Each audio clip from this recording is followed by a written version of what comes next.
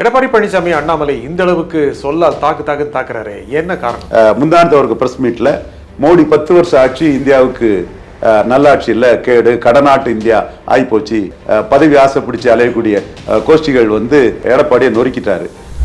நீங்க சொன்னீங்க ஒரு ஒரே 2 கத்தி இருக்க முடியாதுன்னு. உங்க மண்டலத்துல நீங்க ஆரம்பிச்சதே சின்ன கவுண்டர் பெரிய கவுண்டர், நீங்க அந்த போட்டி இருக்கான பெரிய கவுண்டர் எடப்பாடி தானே எடப்பாடியை பலகீனப்படுத்தி 2026ல ரைஸ் ஆகும். அதுக்குள்ள விதையை அண்ணாமலை ஊறிட்டாரு. ஓங்கி அடிச்சு விளையாடினாதான் அதுல ஏறி போக முடியும்னு அண்ணாமலைக்கு தெரியும். தொடர்வார நினைக்கிறீங்களா தலைவர் பதவியில? ஆட்டம் படும் பயங்கரமா இருக்கும்னா தலைவரா இல்லாம சார் ஆடுவாரு. கட்சிக்கு பலமான எதிர்கட்சிக்கு இன்னும் கூட 5% வாக்குல அதிகம் கிடைக்க வாய்ப்பு இருக்குல்ல? நிச்சயமா வன்னியர்கள் மத்தியில அவர் ஸ்ட்ராங்கா தான் போவாரு. தோத்து போன இடத்துல மேலும் படுதோல்வி அடைவார். ஆனா எடப்பாடியாரே லாபம் இல்லைங்கிறீங்களே நீங்க. மோடி எதிர்த்தாதான் எடப்பாடி ஒரு லீடரா லாபமா இருக்க முடியும். அவரு எடப்பாடி சீமான் எதிர்பார்ப்பாரா, விஜய் எதிர்பார்ப்பாரா? எடப்பாடி கூட சீமான் போக மாட்டார். விஜய்க்கு அந்த இடத்துல take it or leave it offer தான் விஜய் கொடுப்பாரு.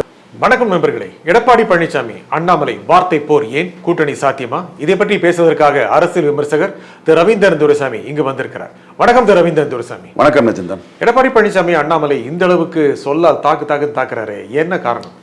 எடப்பாடி பழனிசாமிய மக்களவை தேர்தலில் ஒரு 5% வாக்காவது டவுன் பண்ணாதான் 2029 மக்களவை மோடிக்கு நல்லா இருக்குங்கிறது தெள்ள தெளிவா அண்ணாமலை புரிஞ்சுக்கிட்டாரு. மோடிக்காக அந்த விளையாட்டை விளையாடிட்டு இருக்கிறாரு.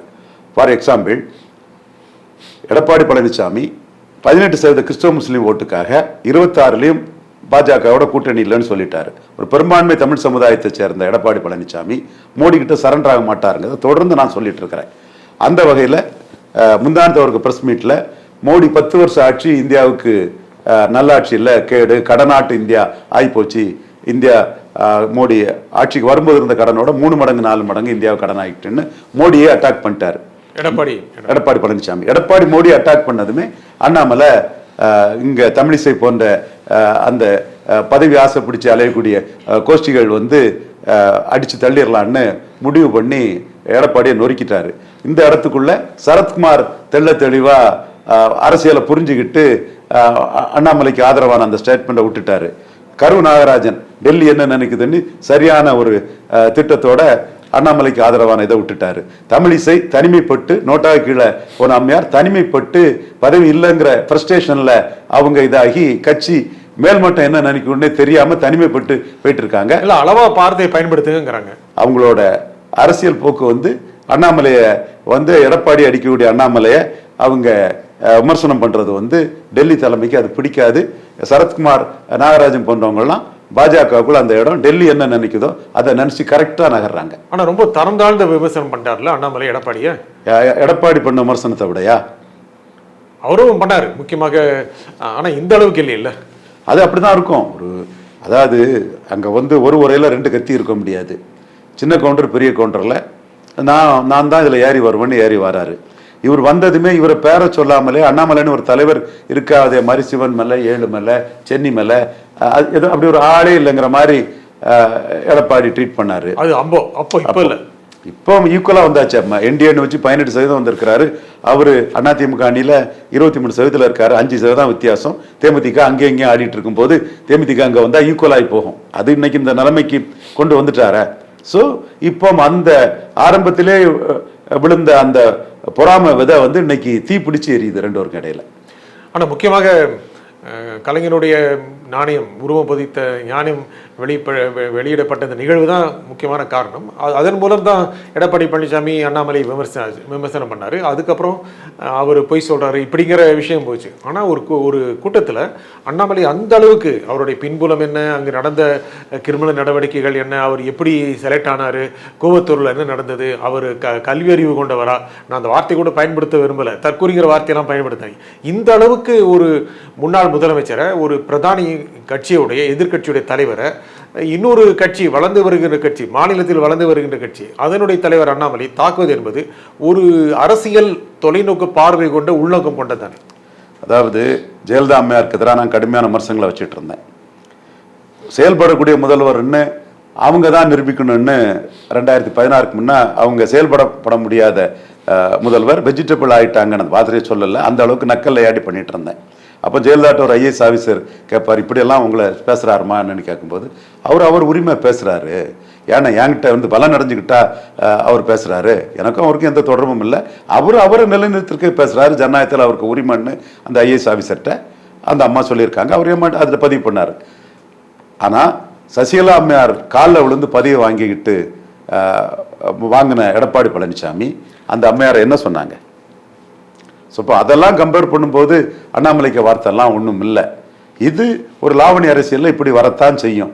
அது ஒரு முறையில் ரெண்டு கத்தி இருக்க முடியாதுன்னு சொல்லும்போது, ஒரே சமூகத்துக்குள்ளே யார் தலைவருங்கிற போட்டி வரும்போது, இளைஞர்கள்லாம் அண்ணாமலைக்கு ஆதரவாக நிற்கும்போது எடப்பாடியை டார்னிஷ் பண்ணாதான் அண்ணாமலை அந்த இடத்துக்குள்ளே எழும்பி வர முடியும். அடித்து ஆடினாதான் அமித்ஷாவுக்கு அசைன்மெண்ட்டை அண்ணாமலை அங்கே நிறைவேற்றி கொடுக்க முடியும். என்ன அசைன்மெண்ட்? அது எடப்பாடியை 3வது இடத்துக்கு தள்ளணும், நம்ம 2வது இடம் வந்தாகணும், இதுங்கிறதான். இதுதான் டெல்லி அசைன்மெண்ட். இது வந்து புடம் தெரியாமல் சாமி ஆடக்கூடிய 1-2 பேர் பேராசையில் தகுதி திறமை இல்லாமல், பேக்கிங் இல்லாமல் பேராசையில் இருக்கக்கூடிய 1-2 பாஜக தலைவர்களுக்கு புரியலை. யார் அவங்க? அவங்களுக்கே புரியும், 2 பேரையும் அவங்களுக்கே புரியும். ஒருத்தர் ஆண், ஒருத்தர் பெண். என்ன அவங்களுடைய நோக்கம் என்ன? அவங்க எப்படியா நமக்கு பாஜக மோடிக்கு 2029 பற்றி அவங்களுக்கு கிடையாது. நமக்கு ஏதாவது எம்எல்ஏ ஆயிர முடியாதாங்கிற 26ல் அதுதான் அவங்களுக்கு. அண்ணாமலை சொல்றாரு, மேடையில் கூட அதிமுக ஆதரவாளர்கள் இருக்கிறார்கள் அப்படி கூட சொல்றாரு. உண்மை. அந்த 2 பேர் தான், ஒருத்தர் ஆண் ஒருத்தர் பெண். இவங்க டெல்லி தலைமையில வந்து எக்ஸ்போஸ் ஆவாங்க.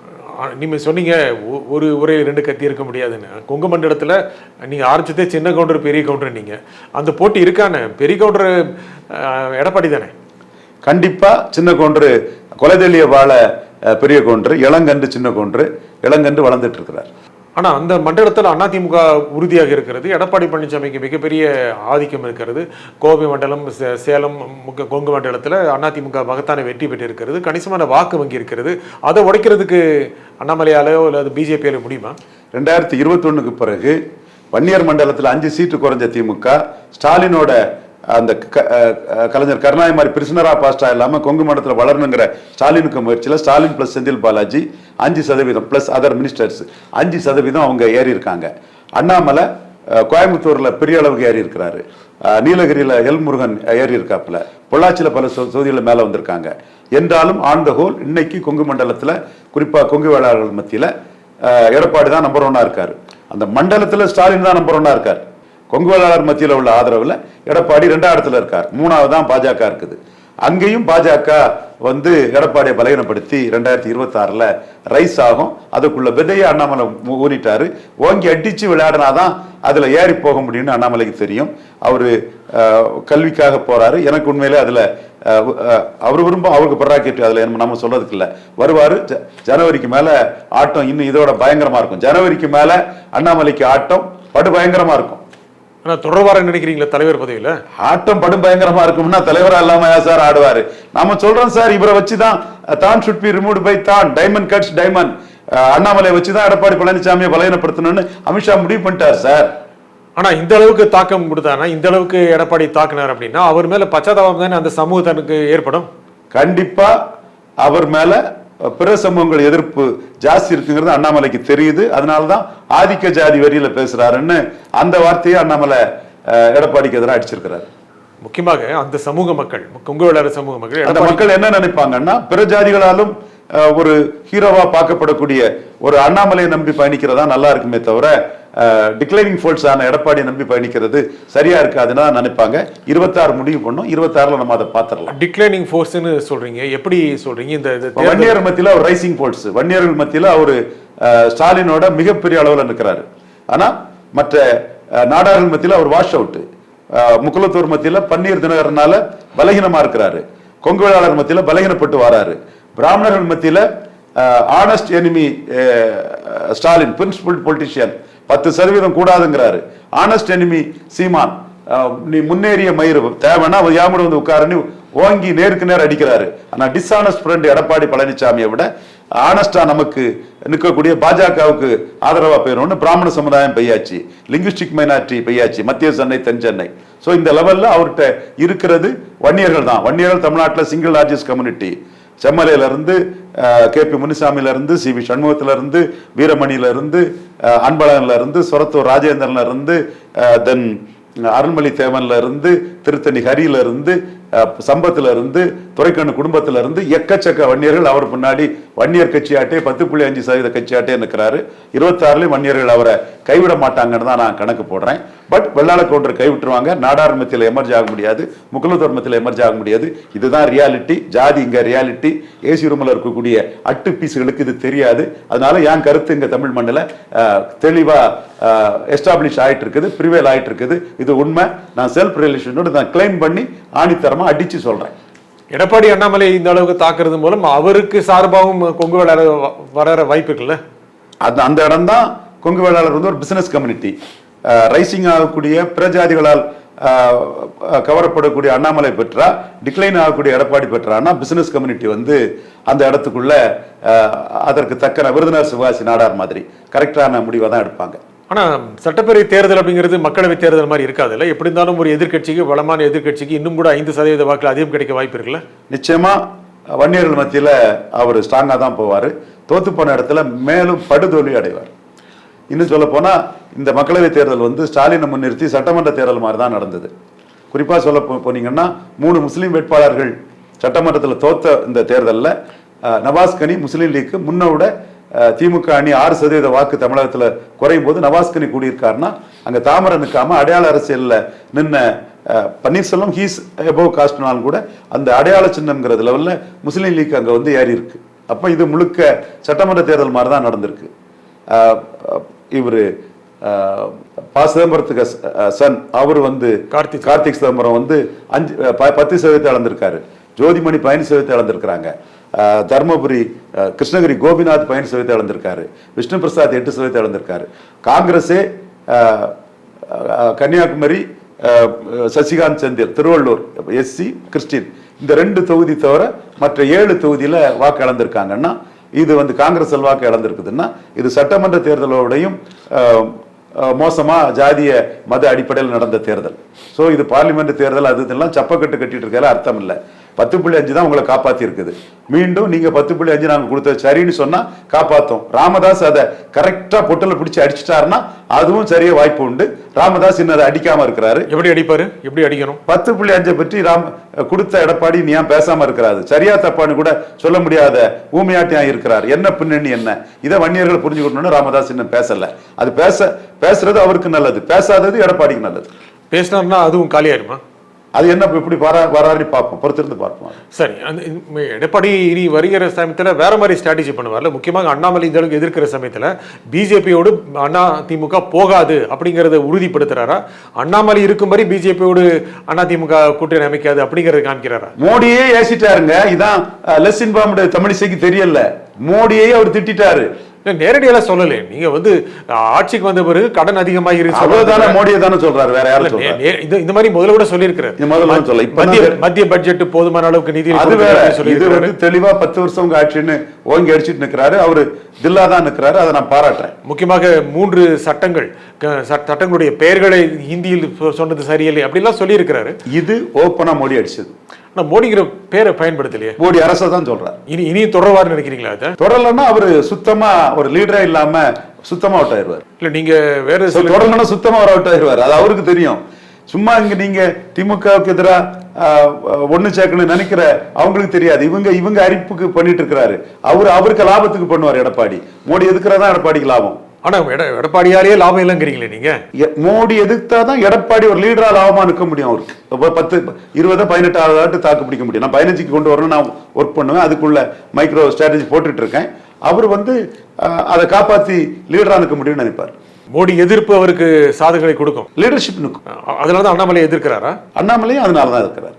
அவரு அண்ணாமலையோட நான் அண்ணாமலைக்கு இடையானவம் இல்ல, மோடியை எதிர்ப்பாங்கிற அந்த மூடுக்கு போயிட்டார். ஆனா இந்த அளவுக்கு எதிர்ப்பு அண்ணாமலை எதிர்த்துட்டு இருந்தா அவருக்கு ரேஞ்சு டவுன் ஆகுறதுனால தான் அந்த இடத்துல மோடி அரசு அவர் அடிச்சார். சரி, அப்பனா நீங்க பல பேட்டிகள்ல சொன்னது எடப்பாடிக்கு கூட்டணி அமையாது, நீங்க திரும்ப அடிச்சு சொல்றீங்க. ஆனா இன்னும் ஒரு வருஷத்துல அவருடைய ஸ்ட்ராட்டஜி மாத்தக்கூடிய வாய்ப்பு இருக்குன்னு நினைக்கிறீங்களா? என்ன மாத்தினாலும் கூட்டணி அமையாது. இப்போ காங்கிரஸ் வந்து திமுக நம்பி இருக்குது. 22 எம்பி இருக்கக்கூடிய திமுக நம்பி இருக்குது. மோடி அதை தெளிவா திமுக காங்கிரஸ் நம்பி இல்ல, காங்கிரஸ் திமுக நம்பி இருக்குன்னு காட்டிட்டு போயிட்டாரு. கார்த்திக் சிதம்பரம் பேச்சு மூச்சுல பாருங்க. சிதம்பரம் ராஜ்நாத் சிங் விழாவுக்கு வாழ்த்து தெரிவிச்சிட்டாரு, ராகுல் காந்தியை வாழ்த்து தெரிவிக்க வச்சுட்டாரு. சிதம்பரம் தான் செய்தது. ராகுல் காந்தி அதுல அவசரப்பட்டு முடிவெடுத்தாருன்னா it is a big boost to Modi. அந்த 22 தன்னோட கவர்மெண்ட்டுக்கு ஸ்டெபிலிட்டிக்கு சான்ஸ் எடுக்க முடியாதுங்கிற புள்ளியில ஸ்டாண்ட் பை ஆட்டு மோடி நினைச்சு வைக்கிறாரு. ஸ்டாலின் ஆதரிச்சிருவான்னு சொல்ல வரல, மோடி எனக்கு இந்த 22 இருக்குன்னு ராகுல், மல்லிகார்ஜுன கார்கே, சோனியா காந்தி, நிதிஷ்குமார், நாயுடு இவங்ககிட்ட எல்லாம் காட்டுறாரு. அந்த இடத்துக்குள்ள மோடி கிட்ட தான் இருக்குன்னு காட்டிட்டா ராகுலுக்கு மைனஸ். அதனாலதான் ராகுலும் சிதம்பரமும் அந்த விழாவுக்கே வாழ்த்து தெரிவிச்சாங்க. எடப்பாடிக்கு இது தெரியல, பாவம் அவங்க தத்தளிக்கவங்க துரும்பு கிடைக்காதான்னு நினைக்கிறாங்க. திமுக பாஜக ரகசிய உறவு இருக்குன்னு எடப்பாடி சொல்றது கூட அதை காமிக்கிறதுக்கா தானே? கண்டிப்பா அது தேர்தல் கூட்டணியா போகாது. ஜெயலலிதா இங்க அகமதாபாத், குஜராத் போனாங்க, மோடி இங்க வந்தாங்க, தேர்தல் கூட்டணியாச்சா? ஆகாது. வெற்றி பெற்றிருக்கவங்களுக்கு ஏன் அந்த வெற்றி கூட்டணியை ஷேட்டர் பண்ணணும்? ஸ்டாலின் பண்ண போறதில்ல. இன்னும் சொல்ல போனா ராகுல் காந்தியும் சிதம்பரமே அதுக்கு வாழ்த்து தெரிவிச்சுட்டு முடிச்சுட்டாங்கன்னு சொல்லும்போது தேர்தல் கூட்டணி தொடர்ந்து போயிட்டு இருப்பாங்க. இலவகாத்த கிளியா எடப்பாடி இருக்கணும். எடப்பாடி சீமான் எதிர்பார்ப்பாரா, விஜய் எதிர்பார்ப்பாரா? எடப்பாடி கூட சீமான் போக மாட்டார். எடப்பாடியை பேசியே பலகீனப்படுத்திடலாம். நான் வெள்ளாளர், நான் வன்னியர் தன் பக்கம் மீண்டும் வருவாங்க, எடப்பாடியை அடுத்த முறையும் பலகீனப்படுத்திட்டு வரலாம்னு சீமான் தெள்ள தெளிவா நம்புறாரு. விஜய்க்கு வாய்ப்பு இருக்கா? சீமான் இவரோட எடப்பாடியோட விஜய்க்கு அந்த இடத்துல take it or leave it offer தான் விஜய் கொடுப்பாரு. எடப்பாடி அதுல ஸ்ரூட் லீடர், விஜய்க்கு take it or leave it offer தான் கொடுப்பாரு. டிக்கெட்டா லீவ் இட்னா அவர் எண்ண ஓட்டத்துக்கு, பிரச்சாரத்துக்கும், ஒரு சோசியல் கிறிஸ்டின்ங்கிறதுக்காகவும் சில சீட்டை கொடுப்பார். ஆனா நீங்க எடப்பாடி பலவீனம் ஆயிடுவாரு, அடுத்த தேர்தல் இன்னும் கூட வாக்கு குறையும் அப்படின்னு நீங்க சொல்றீங்கன்னா அது எடப்பாடிக்கு தெரிஞ்சிருக்கும்ல. அதனால விஜய் அவ்வளவு சாதாரணமா டீல் பண்ண முடியுமா? என்னோட பார்வையில் அவர் விஜய்க்கு ஊருக்கு 10 வருதானே மந்திரிகள் அடிக்க ஆரம்பிச்சது பலன் நிரூபிக்காதவருக்கு அவர் சீட்டு கொடுத்தாருன்னா அது அவருக்கு பலகீனம்னே நான் சொல்லுவேன். இப்போ நீங்க 2021 அவர் 24 21 வேண்டான்னு சொன்ன தேமுதிகவுக்கு 5 சீட்டு கொடுத்தாருன்னா அவருக்கு பலகீனம் தானே. ஆனா பாமக எதிர்பார்க்கிறாருல்ல எடப்பாடி. அது எடப்பாடி என்ன நினைக்கிறாருன்னு நான் நினைக்கிறது சரிங்கிறது எடப்பாடிக்கு அது பதில் சொல்லல. நீங்க எடப்பாடி என்ன நினைக்கிறாருங்கிறத நான் நினைக்கிறது சரிங்கிறதும் அந்த ரியல் பொலிட்டிக்ஸை நானும் புரிஞ்சுக்கிட்டேங்கிறதும் எடப்பாடிக்கு தெரியும். அதை பொறுத்து தான் ஹேண்டில் பண்ணுவாரா? இதுக்கு மேல இதுல பேசுறதுக்கு என்ன இருக்கு? நான் சில இது கருதி அதை ஒரு மாதிரி கடந்துட்டு போக விரும்புறேன்னு சொல்லும் போது நான் என்ன நினைக்கிறது எடப்பாடிக்கு தெரியும். இந்த நிகழ்ச்சியில் உங்கள் கருத்தில் குறிப்பிட்ட திரு ரவீந்திரன் துரைசாமி மிக்க நன்றி. நன்றி. மீண்டும் ஒரு நிகழ்ச்சியை சந்திப்போம். நன்றி, வணக்கம்.